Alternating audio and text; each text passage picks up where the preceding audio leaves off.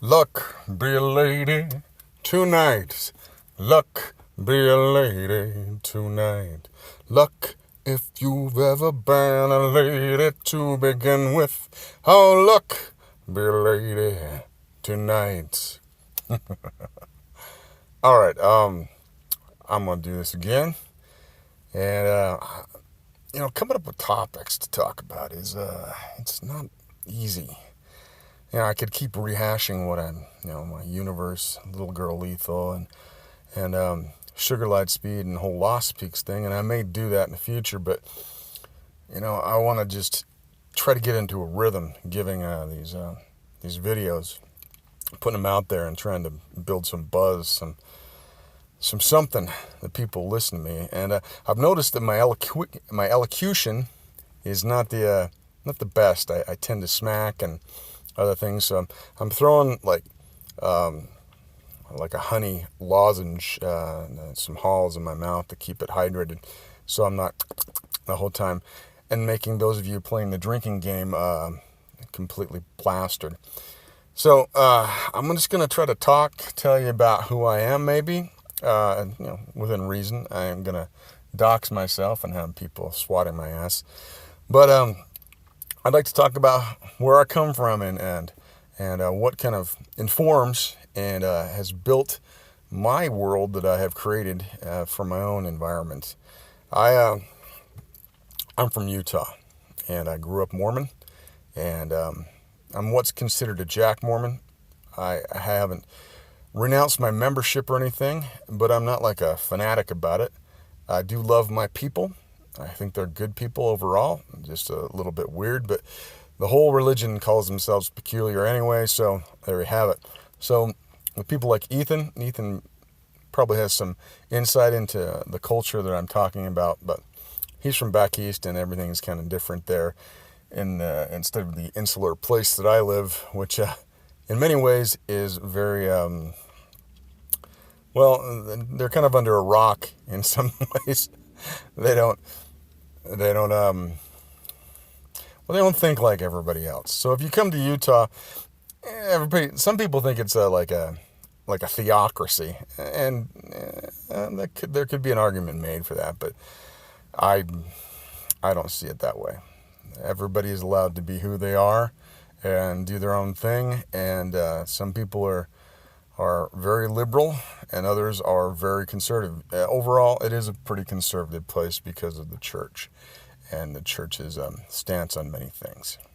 And if you disagree with that, I'm sorry. I'm not here to confront you about anything that you might disagree with the church. That's all I'm going to say about Mormons, other than the fact that they love their green Jell-O and their Rice Krispies, and South Park has a pretty good take on them, which I found amusing, both with their TV show and with the Book of Mormon, but they get some things wrong. Anyway, where I live in a valley with a lake, and there's mountains everywhere, and this state is got a lot of alpine areas, but also to the south it's got a lot of desert. And I grew up in basically the high desert here in northern Utah. My family, they're kind of crazy on one side and kind of less so on the other side, in the sense that one side's fairly educated and the other side is kind of a bunch of rubes, a bunch of hicks, but they're good people too. I've done some extensive traveling. I've been all around North America and into Pacifica and to Asia and to Europe.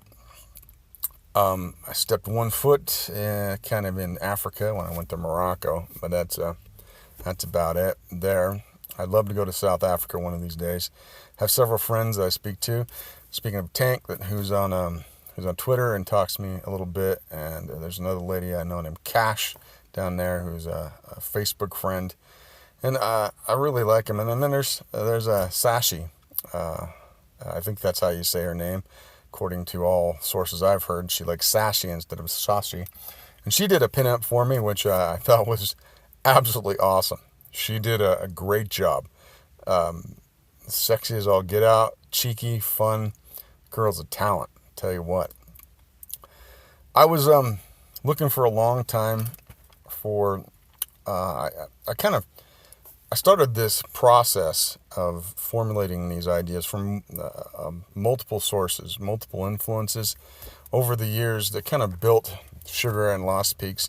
But the basis comes from the Mountain West where I'm from. Another one of the influences that totally got under my skin, and I've been reading the series for a long time, was the Destroyer series by Warren Murphy and Richard Sapir. And that series went on forever. It was a pulp classic. There's a million different volumes of that. Well, there's actually more like 160, but I'm overestimating. And both the original authors are passed away now, and they always wrote this story about a cop who had been framed for murder by the government and executed, but he really wasn't executed, and then he was trained by the greatest martial artist in the world as a super secret organization that basically made up three people: the president, and a guy named Smith, and Remo, and then ancillary to that there was Chin, who was the master of Sinanju. And the master of Sinanju was the sun source repository of all martial arts, and every other martial art was a pale imitation of Sinanju.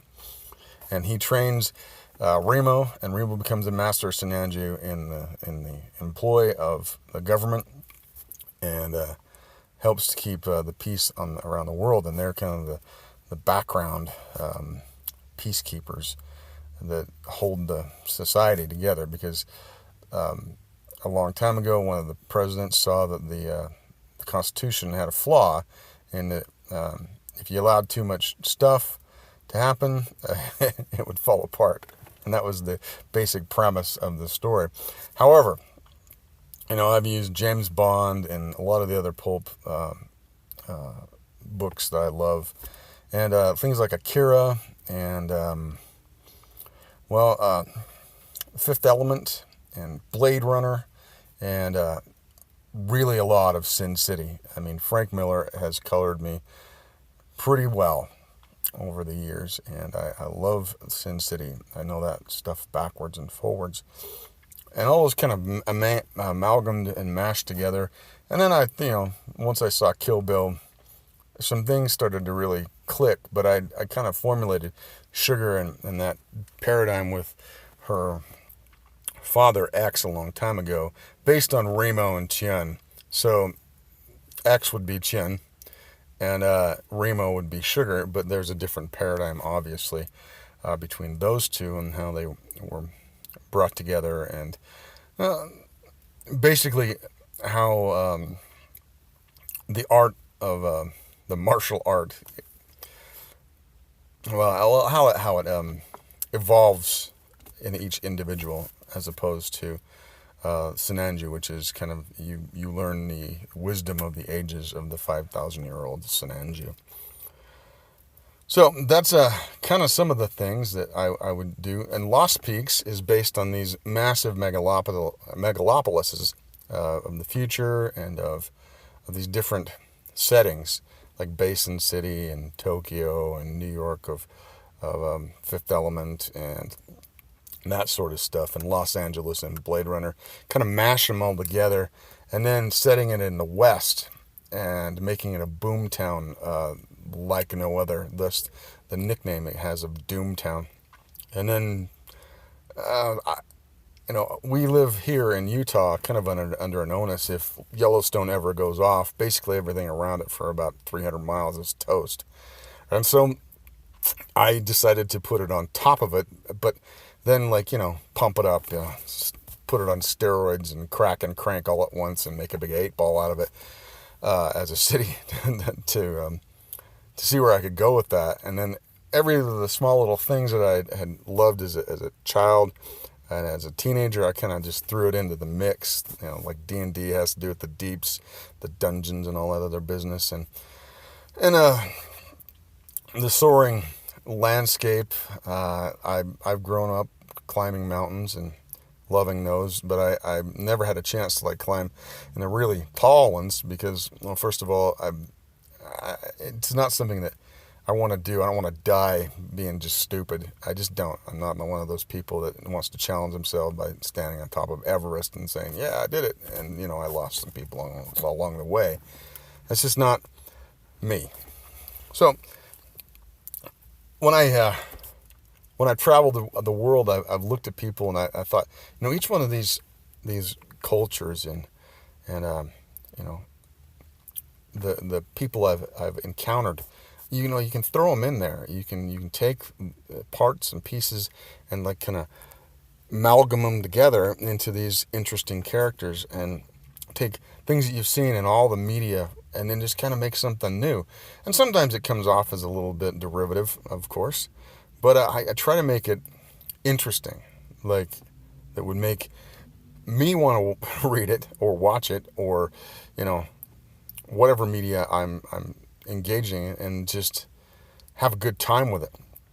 And I'm hoping that other people will see that and feel it, like, a visceral sort of thing. Get right down in your guts and say, that really makes me interested. And, I've used sex and I use violence. I blatantly so, gratuitously so, use sex and violence as a selling point. I think that's a good thing if you want to do like this kind of exploitative, pulpy style and pull no punches. Right up to the edge of where it's beyond good taste, and maybe a little tiny bit over, just to be edgy, to be redundant. And that's one of those things that I really, really have enjoyed doing, just creating for my own sake.